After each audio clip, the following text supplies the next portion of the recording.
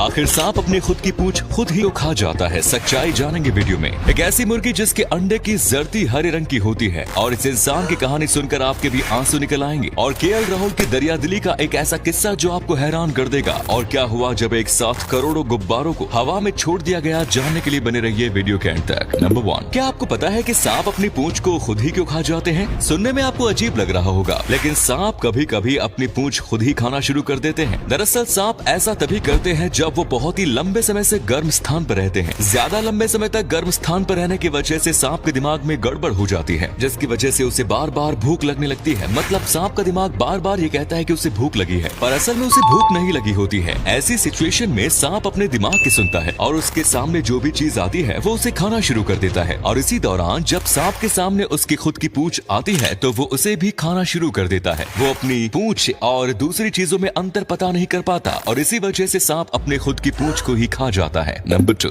आमतौर पर मुर्गियों के अंडे की जर्दी पीले रंग की होती है और ये बात हम सभी जानते हैं, पर क्या आपने कभी किसी ऐसी मुर्गी के बारे में सुना है जिसके द्वारा दिए गए अंडे में निकलने वाली जर्दी पीले नहीं बल्कि हरे रंग की होती है? जी हाँ, हम बात कर रहे हैं केरल के एक छोटे से गाँव में रहने वाले शहाबुद्दीन की मुर्गी की, जिसके द्वारा दिए गए अंडों की जर्दी हरे रंग की होती है। सुनने में आपको ये बहुत ही ज्यादा अजीब लग रहा होगा, लेकिन यही सच्चाई है और वैज्ञानिक भी इसको लेकर हैरान थे कि आखिर ऐसा कैसे हो सकता है। लेकिन जब इसको लेकर रिसर्च की गई तो इसके पीछे का कारण भी पता कर लिया गया। दरअसल शहाबुद्दीन अपनी मुर्गियों को ज्यादातर हरी घास और हरी चीजें ही खिलाता है, जिसकी वजह से उसकी मुर्गी द्वारा दिए गए अंडे की जर्दी हरे रंग की होती है। हालांकि वैज्ञानिक इसको लेकर और भी कई कारण बताते हैं, पर कुछ भी हो ये मुर्गी बहुत ही ज्यादा अजीब है। नंबर 3, ये है टाइगर स्टोन मशीन, जिसकी खासियत जानने के बाद आपके होश उड़ जाएंगे। दरअसल रोड बनाने के लिए हमेशा ही इंसानों को मेहनत करनी पड़ती है और खुद ब खुद एक एक करके ईंटों को बिछाना पड़ता है, लेकिन इस मशीन की मदद से इस प्रॉब्लम का भी समाधान खोज लिया गया है, क्योंकि ये एक ऐसी मशीन है जिसमें एक तरफ से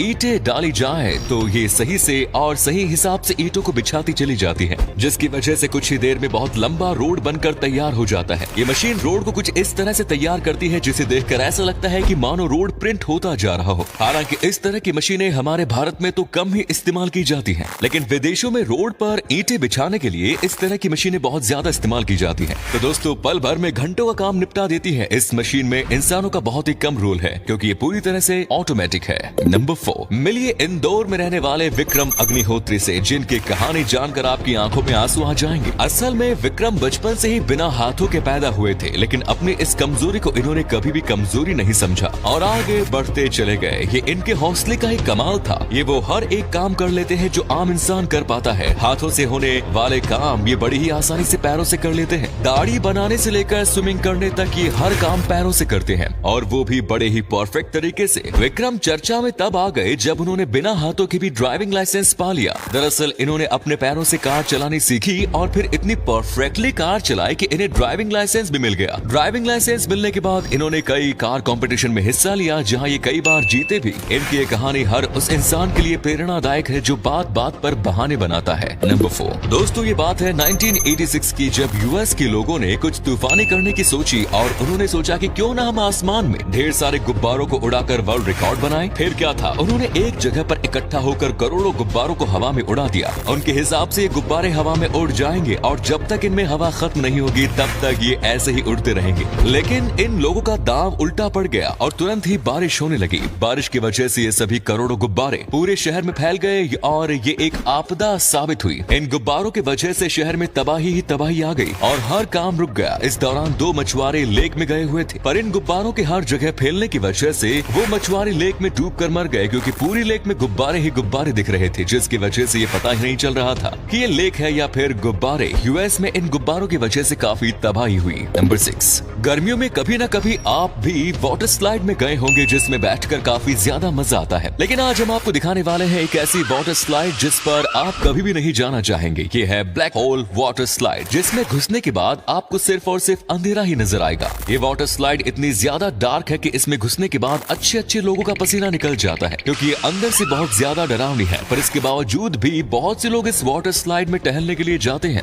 लेकिन इस वाटर स्लाइड में वही टहलने के लिए जा सकता है जिसे अंधेरे से डर नहीं लगता, वरना इस वाटर स्लाइड में जाने वाले की हवा टाइट हो जाती है, क्योंकि ये इतनी ज्यादा डरावनी है कि इसके बारे में बहुत से लोग ये भी कहते हैं कि उन्हें इस वाटर स्लाइड में मौत नजर आने लगती है। नंबर 7, भारतीय क्रिकेटर केएल राहुल मैदान पर तो अपनी बल्लेबाजी से सभी का दिल जीतते ही हैं, लेकिन मैदान के बाहर भी उन्होंने एक ऐसा काम कर दिया है जिसकी वजह से लोग मैदान के बाहर भी उनकी काफी ज्यादा तारीफ कर रहे हैं। दरअसल हुआ यूं कि एक 11 साल के बच्चे वारथ को एक बहुत ही रेयर ब्लड डिसऑर्डर हो गया था, जिसकी वजह से तुरंत उसका मैरो ट्रांसप्लांट करना था, लेकिन उसके माता पिता के पास इतना पैसा नहीं था कि वो मैरो ट्रांसप्लांट करवा सके। कुछ डोनेशंस के बाद उन्होंने कुछ पैसे इकट्ठा तो कर लिए, लेकिन अभी भी बहुत पैसे बाकी थे। और जब इस बच्चे के बारे में केएल राहुल को पता चला तो उन्होंने तुरंत देर न करते हुए इस बच्चे का ट्रांसप्लांट करवाने के लिए 31 लाख रुपए दान कर दिए, जिसकी वजह से इस बच्चे का ट्रांसप्लांट सक्सेसफुल हो गया और केएल राहुल ने एक मासूम की जान बचा ली, जिसके बाद सोशल मीडिया पर फैंस उनकी बहुत ज्यादा तारीफ कर रहे हैं। और अगले फैक्ट पर जाने से पहले फोटो को ध्यान से देखिए और बताइए कि किसका फोटो दिखाई दे रहा है। इससे पता लगेगा आपका दिमाग और आंखें कितनी तेज है। मिलते हैं आपको 5 सेकंड्स।